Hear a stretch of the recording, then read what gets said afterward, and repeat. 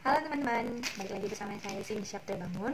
Hari ini kita akan melanjutkan pembahasan dari bab keuangan akuntansi lanjutan berdasarkan buku edisi Dwi Martani.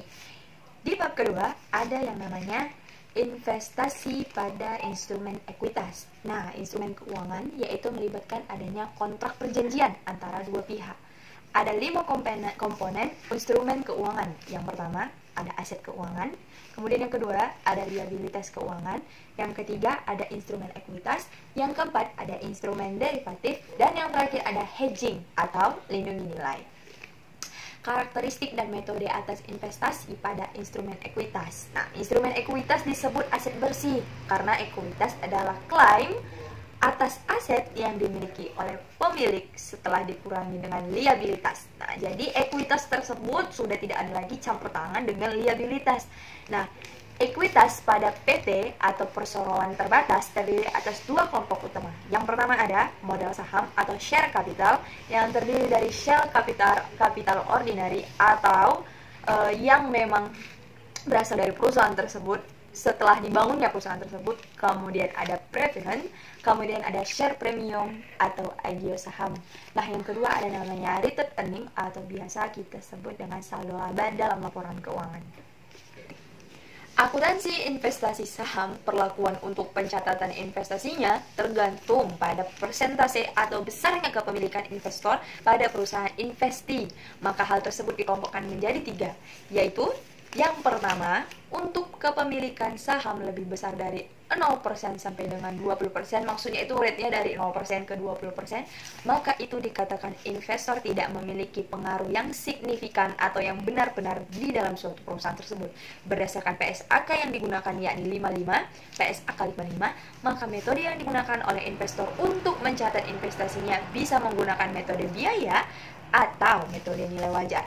Kemudian yang kedua, untuk kepemilikan saham lebih dari 20% tetapi tidak melebihi 50%, maksudnya itu rate-nya antara 20% sampai 50% tapi tidak 50%, maka dikatakan investor tersebut memiliki investasi pada entitas asosiasi dan investor pemilik pengaruh signifikan. Berdasarkan PSAK yang berlaku, yaitu PSAK 15, maka metode yang digunakan untuk mencatat investasinya yaitu metode ekuitas. Untuk kepemilikan lebih dari 50%, maka dikenal adanya perusahaan induk dan perusahaan anak. Nah, berdasarkan PSAK yang digunakan yakni PSAK 22 dan 65, maka metode yang digunakan bisa menggunakan metode biaya atau metode ekuitas, sedangkan laporan keuangan menjadi laporan dengan konsolidasian atau biasa disebut dengan penyajian laporan keuangan konsolidasi.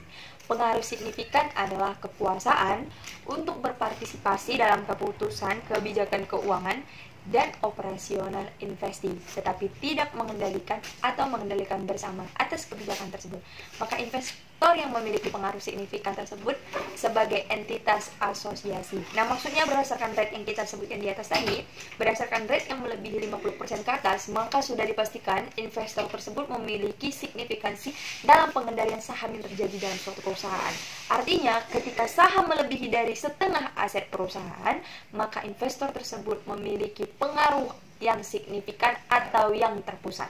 Nah, ada beberapa metode akuntansi atas investasi pada instrumen ekuitas terbagi atas 4 kategori aset keuangan. Yang pertama ada aset keuangan yang dinilai berdasarkan nilai wajar atau laba rugi. Nah, biasanya aset keuangan tersebut dinilai berdasarkan aset perusahaan yang telah dipandang berdasarkan nilai wajar dalam sudut pandang akuntansi. Kemudian yang kedua ada namanya aset keuangan dimiliki hingga jatuh tempo. Dapat teman-teman perhatikan dalam aset keuangan yang dinilai dari jatuh tempo tersebut, ketika aset perusahaan tersebut memiliki beberapa signifikansi dalam tanggal keuangannya. Kemudian ada dinamakan aset keuangan dimiliki untuk dijual yang memang dimaksudkan untuk dijual. Dan yang terakhir ada namanya aset keuangan berupa pinjaman dan piutang. Metode akuntansi atas investasi pada instrumen ekuitas terdiri dari metode biaya, metode nilai wajar, dan metode ekuitas yang kita bahas di atas tadi. Berikut pencatatan dari beberapa transaksi tersebut. Yang pertama, ketika pencatatan perolehan investasi metode biaya dan metode nilai wajar, pada investor akan mencatat nilai investasinya sebesar harga atau biaya perolehan dari investasinya. Di dalam pencatatan, ketika perolehan investasi ada biaya yang terkait seperti biaya transaksi sebagai penambah nilai atau diakui sebagai beban periode berjalan, dicatat terpisah oleh perolehan investasi atau kategori di kapitalis. Nah, untuk kategori sebagai penambah, maka jurnalnya ada investasi di debit dengan temannya biaya transaksi atau komisi di debit dan ditutup oleh kas di posisi kredit dengan saldo yang sama. Kemudian ada namanya kategori dikapitalisasi yang dimana investasi berada di posisi debit dan ditutup dengan kas di posisi kredit dengan besar saldo yang sama.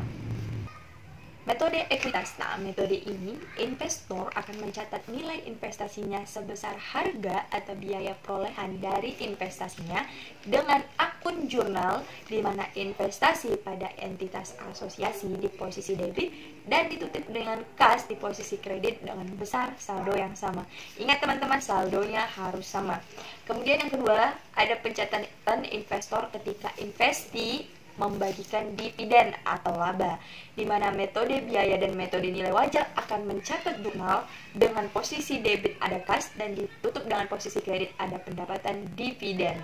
Dengan saldo ada metode ekuitas, di mana kas di posisi debit dan ditutup dengan investasi pada entitas asosiasi di posisi kredit. Nah, yang terakhir ada pencatatan investasi atas laba atau rugi, di mana metode biaya dan metode nilai wajar tidak ada pencatatannya. Nah, biasanya metode ekuitas jika laba investasi pada entitas asosiasi di posisi debit, maka perusahaan akan mencatat bagian laba entitas asosiasi di posisi kredit. Saya ulangi, investasi pada entitas asosiasi di posisi debit dan ditutup dengan bagian laba entitas asosiasi di posisi kredit dengan saldo yang sama. Pencatatan ketika penyesuaian nilai wajar juga memiliki metode biaya yang tidak dicatat oleh perusahaan.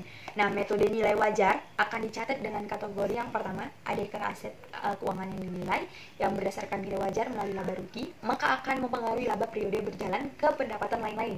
Nah, jika laba memiliki investasi di posisi debit, maka ditutup dengan keuntungan selisih nilai wajar atau income di posisi kredit dengan besar saldo yang sama. Nah, jika rugi, maka perusahaan akan mencatat kerugian selisih nilai wajar atau income di posisi debit dan investasi di posisi kredit.